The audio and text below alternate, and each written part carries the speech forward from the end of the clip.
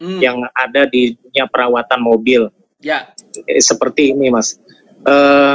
Katanya kan kalau kita nih selama WFH ini PSBB, mobil kan lama nggak jalan.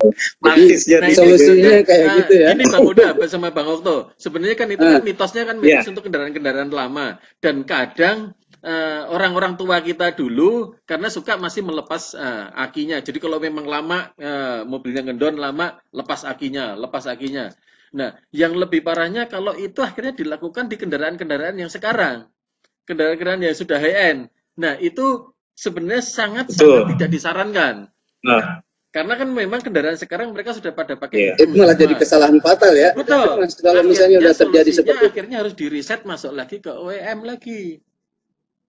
Wah, itu jadi malah ribet ya. Iya, harus di reset lagi di sana, sudah keluar ongkos lagi, sudah minimal kalau 2 juta juga pasti keluar sekarang itu.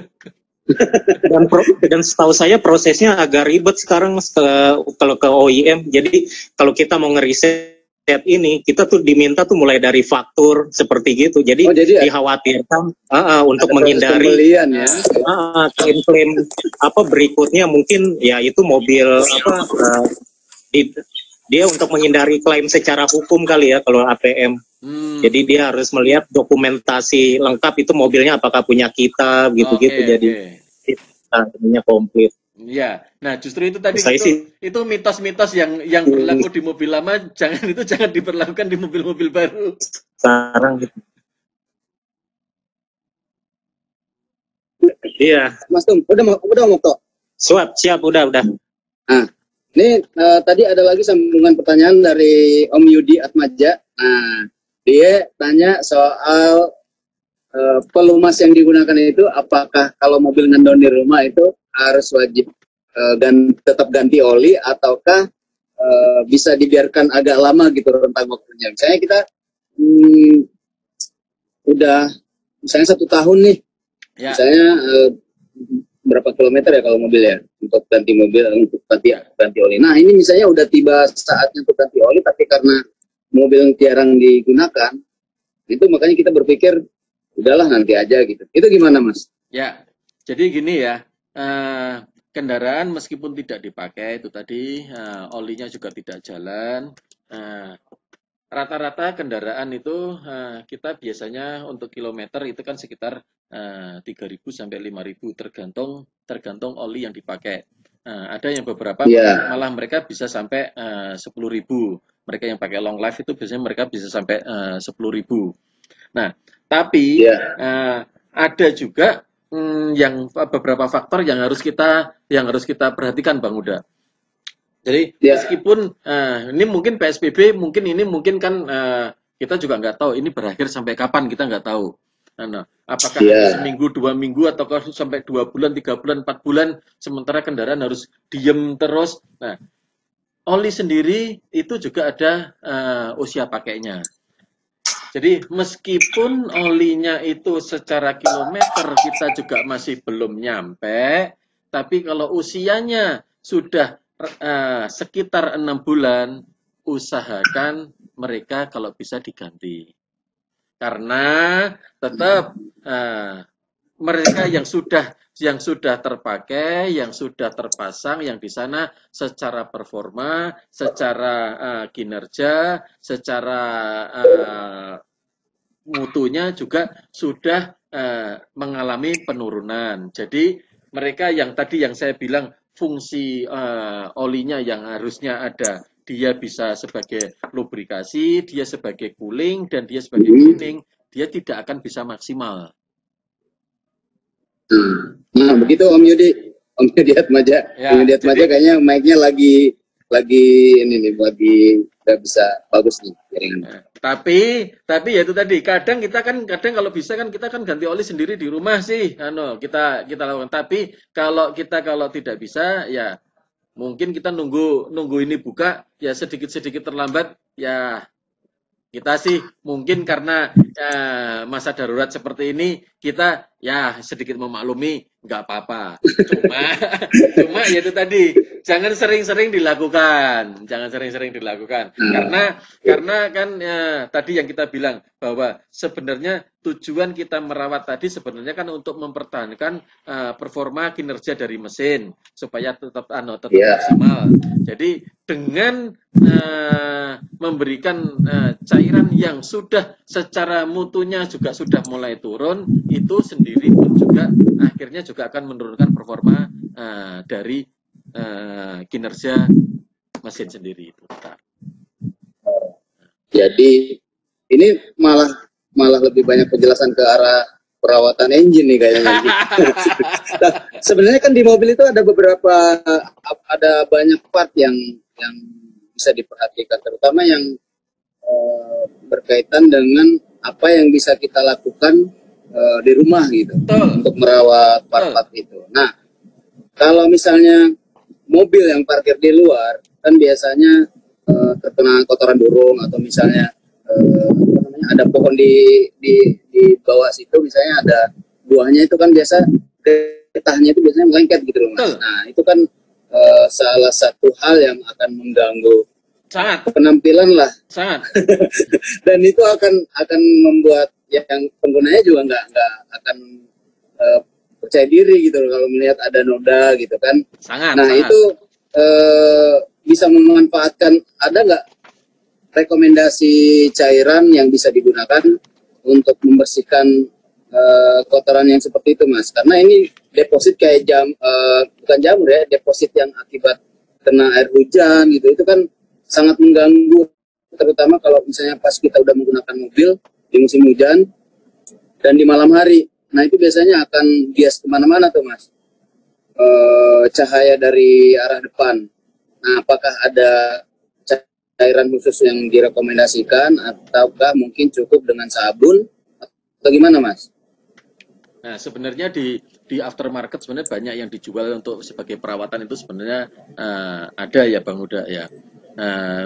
Untuk pembersih kaca ada, untuk pembersih karena untuk pembersih kaca utama, kemudian untuk membersihin lampu itu supaya lighting kita pun juga akan tetap terlihat. Kemudian untuk seluruh bodi dari kendaraan itu pun juga sebenarnya di aftermarket ada beberapa merek yang kita dapatkan secara gampang pun sangat-sangat banyak. Tapi ini Bang Huda, kalau dari saya pribadi sebenarnya mungkin kita tidak perlu harus khusus untuk memperlakukan seperti itu. Dengan cukup kita cuci pakai sabun dengan secara rutin, sebenarnya itu sebenarnya sudah cukup. Kemudian untuk perawatan bodi seperti itu tadi, ya itu mungkin pada saat kita perawatan besar aja, sudah mulai terlihat mulai jamur. Kalau kita masih bisa memperlakukan sendiri, kita lakukan sendiri. Tapi kalau sudah tidak ada waktu untuk mengerjakan itu karena kesibukan kita, kayak teman-teman tadi, Bang Okto mungkin juga harus ada kesibukan, kayak Bang Uda juga ada kesibukan, Om Muksin, terus ada teman-teman yang lain itu juga ada kesibukan. Mungkin itu kita lebih banyak kita masukin aja ke perawatan. Itu sih, kayak saya pribadi biasanya saya setahun 2 kali Bang. Berarti masuknya ke salon mobil ya? Nah, kalau berbicara soal perawatan tadi udah engine udah, terus eksterior udah, interior udah. Nah yang bagian lain yang nggak kalah penting ini adalah bagian kaki-kaki Mas. Nah, tadi kan kalau misalnya untuk biar bannya awet, mungkin mobilnya diajak jalan gitu kan, biar nggak ada flat spot di bagian tapak ban. Nah, untuk perawatan kaki-kaki lebih general kayak misalnya suspensi atau mungkin di ban itu sendiri, apakah harus tetap dikontrol tekanan anginnya ataukah mungkin harus rajin dibersihin permukaannya, misalnya disemir gitu atau dicuci, harus gimana Mas? Gini ya, Kalau untuk kaki-kaki, untuk kaki-kaki sebenarnya itu tidak memungkinkan kita untuk merawat di rumah sebenarnya. Tapi yang bisa kita lakukan tadi kalau untuk ban tadi kita akan selalu kontrol tekanan angin ya. Nah, tekanan angin itu karena ini ada beberapa orang yang juga karena sekarang kan angin sendiri mereka sudah pada banyak yang sudah pakai nitrogen. Ya, karena kan gini. Ada beberapa yang kadang kita penggunaan nitrogen sendiri sebenarnya itu lebih bagus pada ban yang terpasang. Nah, itu kadang ada beberapa yang salah kaprah. Oh, bukan. Salah kaprah ya. Ya, betul. Berarti untuk ban cadangan yang biasanya di bagian belakang itu nggak direkomendasikan untuk penggunaan nitrogen? Ya, sebenarnya kalau untuk ban cadangan itu sebenarnya kita tidak sarankan untuk menggunakan angin nitrogen. Karena nitrogen itu sendiri kenapa itu lebih bagus pada ban yang terpasang? Karena nitrogen itu adalah sifatnya itu dingin. Pertama, karena dia sifatnya dingin, makanya dia akan maksimal pada ban yang terpasang. Karena pada saat bannya mereka berjalan terjadi gesekan, itu biasanya terjadi pemuaian. Karena sifatnya dingin, dia akan memperkecil kemungkinan untuk pemuaian yang ada volume di dalam ban yang biasanya menyebabkan mereka lebih mudah untuk meletus. Nah, itu akan mereka minimalisir. Itu adalah keuntungannya nitrogen yang pertama. Yang kedua, secara molekul dia lebih besar dibandingin dengan angin yang biasa. Jadi karena molekulnya dia lebih besar, dia akan lebih susah untuk menembus pori-pori ban. Makanya jadi kemungkinan untuk gembos itu ini ya. Betul. Jadi kemungkinan dia untuk berkurang angin dia akan lebih kecil. Nah, termasuk pada saat kadang kita kena paku atau kena benda tajam yang lain, yang pakai nitrogen dan yang pakai angin biasa itu akan lebih cepat kempes, akan lebih cepat habis yang pakai angin yang biasa. Nah, makanya ada yang tadi yang saya bilang tadi, pada saat penggunaan ban yang ada di serep, ban cadangan, itu kita tidak sarankan memakai nitrogen karena nitrogen sendiri sifatnya dingin yang tidak terjadi gesekan, itu yang justru akan merusak karetnya, memperpendek umur dari ban sendiri. Material karet berarti ya? Betul. Nah, berarti ini itu tadi kalau kita balikan lagi dengan tema yang kita angkat hari ini, yaitu perawatan sendiri di rumah. Nah, itu berarti fungsinya memang harus di bawah jalan. Itu minimal berapa lama tuh, Mas?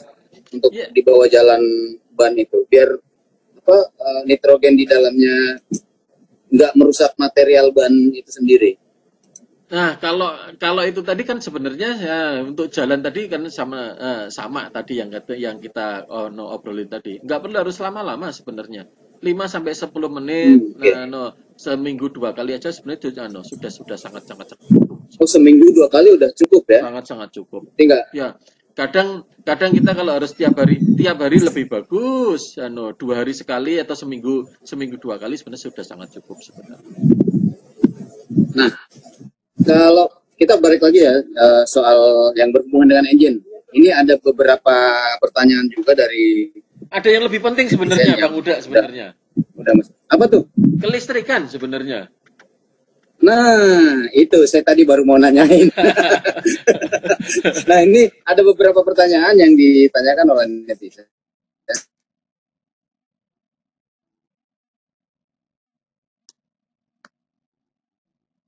Mas dia nanya. Nah, ini soal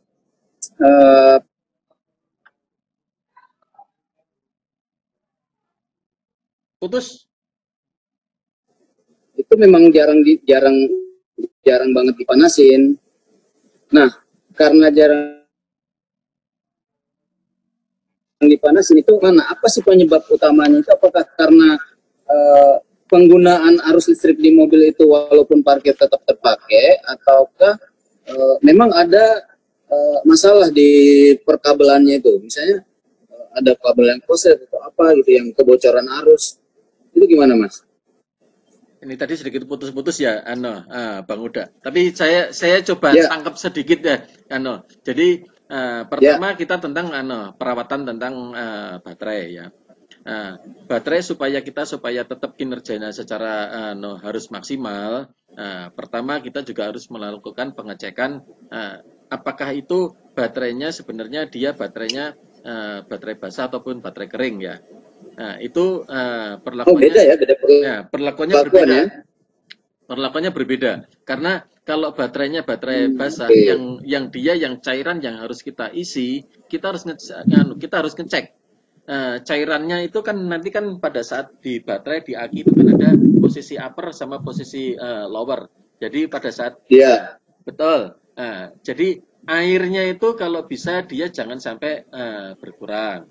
Itu kita harus cek dulu. Kemudian kita yang harus cek juga kepala akinya apakah ada kotoran atau tidak. Nah, biasanya pada saat itu yang paling banyak terjadi ya, Mas. Betul. Terjadi deposit di bagian-bagian tutup aki itu ya. Betul, di kepala akinya biasanya mereka terjadi penggaraman. Mereka terjadi putih-putih kayak jamur gitu. Itu kita tinggal kasih air panas, kita sikat itu hilang gitu. Tapi kalau kita disiram air panas ya? Ya, itu pun tinggal disiram air panas, kita sikat aja hilang. Soalnya kalau kita diamkan, nggak nyetrum itu, Mas? Nggak apa-apa. Nggak. Karena kalau kita diamkan, akhirnya suplai dari kelistrikan itu yang akan arus itu pasti tidak akan maksimal. Betul.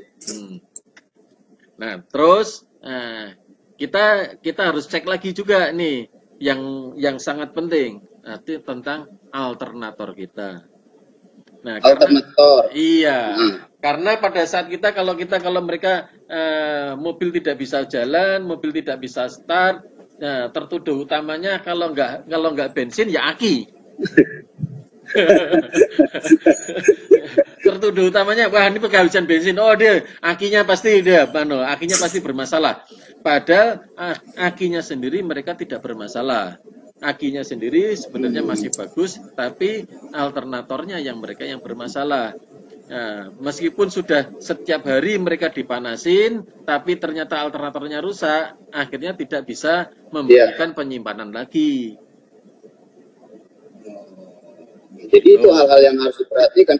Betul. Kemarin itu ada, itu yang berkaitan juga dengan yang dialami si Mama tadi nih, Mas Tom. Jadi kepala aki mobilnya itu, kutub negatif sama positifnya itu memang ada penumpukan. Nah, dia cuma membersihkan dengan cara ya di kerok-kerok gitulah, Mas. Tapi nggak menggunakan air gitu, karena takutnya nyetrum gitu. Nggak apa-apa. Air panas itu nggak apa-apa, justru air panas pakai sikat gigi dibersihin itu nggak apa-apa. Kalau perlu dilepas sedikit, mereka tinggal dibersihin, ntar pasang lagi, itu nggak apa-apa. Karena kan gini, baterai itu kan fungsinya di baterai itu sebenarnya satu, dia buat starting, kemudian dia buat jadi ada 3 SLI, starting, lighting, sama ignition. Jadi S-nya itu untuk start, menyalakan mobil. Betul, untuk membantu pada saat kita cranking. Karena memang pada saat kendaraan itu fungsi dan kerjanya yang paling keras itu adalah pada saat starting awal. Ya seperti yang Mas Tum tadi ngomong ya. Betul. Starting. Terus kerja mesinnya juga paling berat, termasuk kerja baterainya. Jadi kalau itu tadi, kalau yang saya bilang tadi, dinamo pengisiannya dia tidak bisa mensuplai arus, mensuplai power yang ada di baterai secara maksimal, akhirnya pada saat mereka cranking, mereka tidak bisa nyala. Nah, itu yang biasanya yang terjadi. Nah, Kemudian itu tadi yang untuk starting. Nah, yang kedua tadi untuk lighting. Lighting ya. Untuk lighting. Jadi untuk penerangan seluruh kendaraan. Nah, tapi sekarang fungsinya itu sekarang ada yang ketambahan lagi sekarang. Fungsi entertainment-nya itu sekarang jauh lebih besar. Nah, itu penggunaan ini ya, biasanya kalau instalasi audio gitu ya. Iya, betul. Fungsi entertainment itu yang akhirnya menyedot arus yang sangat-sangat besar dari baterai. Nah, tadi seperti itu solusinya gimana tuh Mas kalau untuk perawatan sendiri di rumah? Nah, jadi sebenarnya pada saat kita pemasangan sebenarnya kita juga harus tahu apakah ini kalau selama mobil kita masih standar, kita masih pakai aki standar, kita masih bisa memungkinkan. Nah, ada beberapa yang akhirnya teman-teman itu mengakali, oh, gue naikin sedikit lah ampernya. Itu gitu ya. Nah, itu selama masih dalam batas toleransi itu nggak apa-apa. Jadi batas toleransi 10-20% itu dinamo pengisian 20% dari penggunaan tenaga yang semestinya ya di mobil. Betul. Itu masih bisa ditoleransi sama pabrik. Karena dari dinamo pengisian dia masih tetap akan mampu untuk mengisi sampai di batas toleransi 10-20% itu masih bisa sangat mampu untuk mengisi. Jadi masih imbang lah antara pemasukan dengan yang tenaga yang dipakai ya. Kadang yang tidak berpikir itu, meskipun kita pengen secara tempat cabinnya kita masih bisa isi baterai yang besar, kita isi yang baterai, padahal dinamonya itu tidak mampu untuk mengisi. Akhirnya yang terjadi apa? Yang terjadi dia justru malah baterainya pun juga akan low. Karena kan sama juga, harusnya dia masuknya harusnya 2 piring, tapi kemampuannya dia hanya dimasukinnya cuma 1 piring. Ya, akhirnya dia nggak punya tenaga. Berarti yang penggunaan baterai kering atau pre-maintenance itu lebih berisiko drop lebih cepat ya kalau untuk penggunaan listrik yang over seperti instalasi audio yang menggunakan power yang berlebihan gitu. Enggak juga sih sebenarnya. Baterai itu sebenarnya antara mau maintenance free, mau yang MF maupun yang basah, yang konvensional sebenarnya sama aja sebenarnya. Sebenarnya sama aja. Sama ya? Nah, sebenarnya sama saja. Cuma ada yang begini. Lebih kuat mana sih sebenarnya antara baterai basah atau baterai kering? Kalau seandainya kuat itu dalam artian secara umur ya. Ya, secara umur. Ya, secara umur. Kalau selama perawatan kita benar, perawatan tadi yang saya bilang bahwa dia tidak boleh kotoran-kotoran, kemudian air yang ada di dalam baterai sendiri juga selalu kita kontrol, umurnya akan lebih panjang baterai yang konvensional. Nah, karena yang basah berarti ya. Kalau baterai MF itu karena kan cairan sudah diisi dari pabrik. Jadi kita sebagai pengguna sebenarnya tidak disarankan untuk menambah air. Yang kita bisa lakukan walaupun ada juga yang nakal itu Mas ya. Ya. Nah, yang kita bisa lakukan adalah kita melakukan pengecekan. Pengecekannya adalah yang kita lakukan adalah di sana sudah kita berikan ada semacam kayak mata kucing yang dia mewakili dari seluruh sel yang ada. Nah, apakah itu warnanya hijau, apakah itu warnanya kuning atau warnanya merah. Nah, biasanya kalau sudah merah itu berarti selnya sudah rusak. Tapi kalau hijau atau biru itu masih bagus. Nah, itu yang bisa kita lakukan pengecekan di baterai. Jadi selama dia melakukannya, selama dinamonya masih dinamo pengisiannya masih benar, kemudian kita masih melakukan pengecekan dan tidak ada kelebihan beban pada saat kita pemakaian ampernya, tidak ada kelebihan, biasanya sih umurnya pasti mereka akan panjang. Ada saran nggak Mas untuk apa namanya kalau mobil terparkir lama itu apakah misalnya kayak kan ada juga tuh yang colokan lighternya dicolok terus, nah, itu biasanya menyedot tenaga juga. Nah kemarin saya sempat beberapa teman juga mengalami, jadi khususnya untuk colokan lighter untuk pengecasan HP dan sebagainya itu ya, itu ternyata juga mengambil power yang lumayan gede gitu Mas. Kalau nggak dicabut itu gimana tuh? Ya sebenarnya pada saat kita harus dicabut ya? Ya, pada saat kita berhenti, usahakan seluruh komponen yang ada juga itu juga dalam kondisi off. Nah, termasuk yang sudah nyolok itu sebenarnya kalau bisa dicabut. Karena sekecil apapun dia juga pasti akan mengambil arus. Sama juga kalau bukan hanya di mobil Bang Huda. Di rumah pun kita juga memperlakukan juga hal yang sama Bang Huda. Jadi meskipun kita ngecas handphone, kita colokin, habis itu kita cabut hanya baterainya doang. Ini masih nyolok, dia juga akan masih mengambil setrum meskipun sangat-sangat kecil. Oke. Nah, sementara kalau itu kan listrik dia masih ada. Nah, kalau baterai sendiri dia tanpa apapun dia sudah mengalami self and discharge. Tidak kita gunakan pun performanya dia juga pasti akan turun. Sama sekali tidak kita gunakan loh. Itu juga lama-lama dia juga pasti akan betul. Karena di baterai sendiri akan sangat discharge. Nah, itulah kenapa baterai itu dia selalu harus dicas ulang. Kalau baterainya belum dipakai.